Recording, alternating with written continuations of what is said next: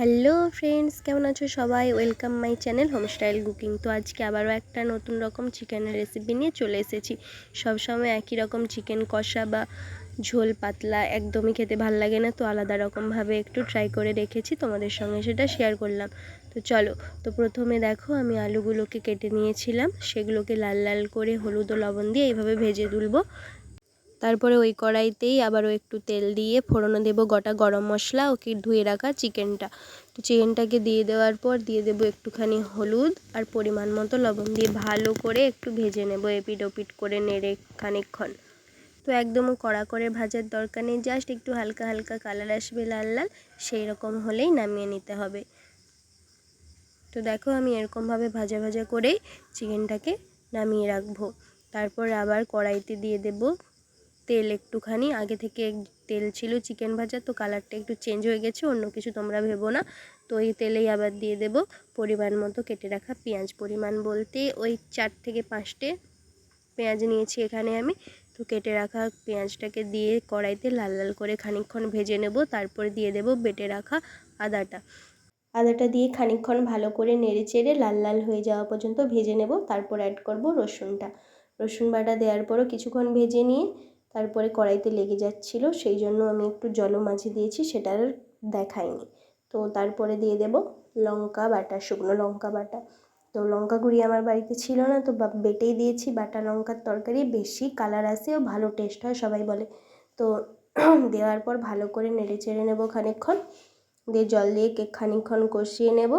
এর আগে আমি আলাদা করে আরও কোনো রকমের গুঁড়ো মশলা ইউজ করিনি, তো এখন দিয়ে দেবো হলুদ গুঁড়ো, জিরে গুঁড়ো।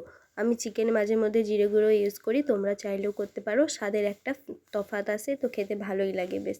তো তারপরে দিয়ে দেওয়ার পর আবারও ভালো করে খানিকক্ষণ কষিয়ে নেব। তো টমেটোটাও এখনও পর্যন্ত দেওয়া হয়নি, এরপরে দিয়ে দেব টমেটো দেওয়ার পরে একটু লবণ দিয়ে দেব, যাতে টমেটোটা ভালো করে সফটভাবে গলে যায়। তারপরে কিছুক্ষণ কষিয়ে নেব যতক্ষণ না টমেটোটা একটু গলে আসছে। টমেটোটা ভাজা ভাজা হয়ে গলে এলে মশলাটা, তারপরে অ্যাড করব ভেজে রাখা চিকেন, যেটা আগে থেকে ভেজে রাখা ছিল। তো চিকেনটা অ্যাড করার পর বেশ খানিকক্ষণ ঢাকনা দিয়ে দিয়ে এটাকে কষিয়ে নিতে হবে। যেহেতু আগে থেকে অনেকটা ভাজা হয়েছিল, তো বেশি কষানোরও দরকার নেই, একটুক্ষণ কষিয়ে নিলে ঢাকনা দিয়ে তবেই চলবে। তো এখানে কষিয়ে নিচ্ছি আমি।